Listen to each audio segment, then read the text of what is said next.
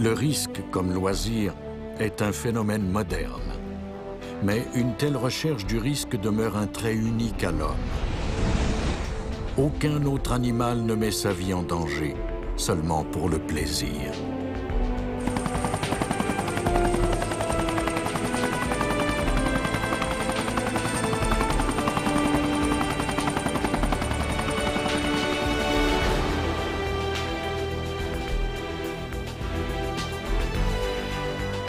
Nous survolons les montagnes et les fjords de Norvège.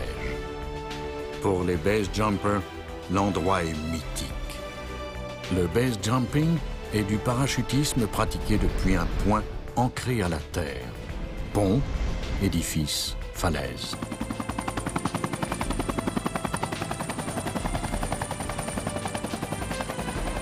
Nous approchons du catamaran, un mur naturel de 1300 mètres.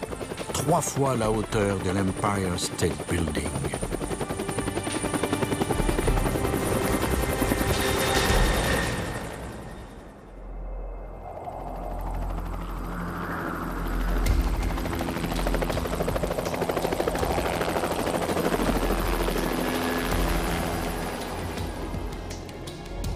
Nos parachutistes sont très expérimentés et sont conduits par un professionnel, Mario Richard. Mais ce sport reste parmi les plus dangereux qui soient. Seuls quelques milliers de personnes l'ont essayé et presque tous ces adeptes connaissent quelqu'un qui y a laissé sa vie.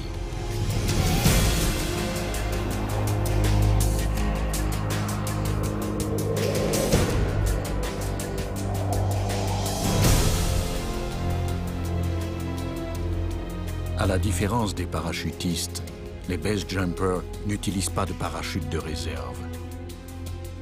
La préparation est cruciale et même les plus aguerris admettent avoir peur. L'adrénaline coule dans leurs veines et leurs corps se mettent dans un état propice à la fuite ou au combat. Les pupilles se dilatent, la fréquence cardiaque accélère, la respiration se fait courte et rapide. Pour beaucoup, cet état en serait un de panique. Mais la quête de sensations pousse nos base jumpers à aller jusqu'au bout.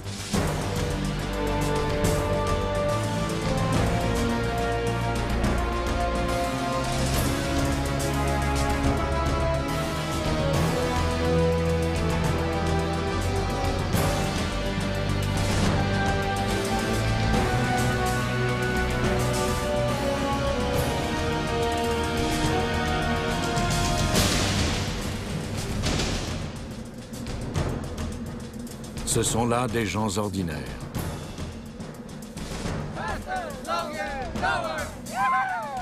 Mais cette passion singulière et partagée les différencie entre tous.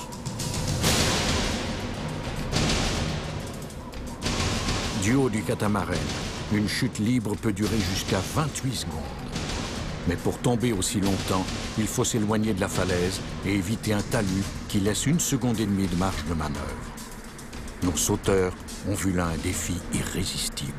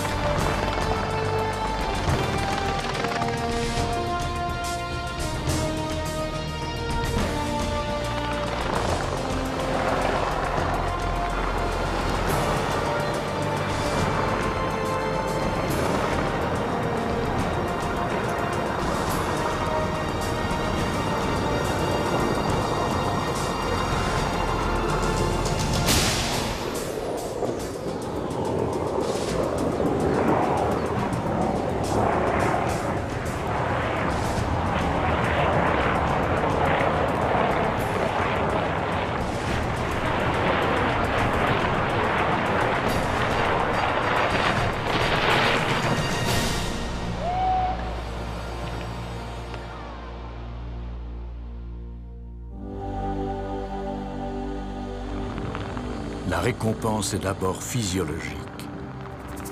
Leur cerveau libère des endorphines, des molécules associées au soulagement de la douleur et au plaisir, qui les font planer longtemps, au sens propre comme au figuré.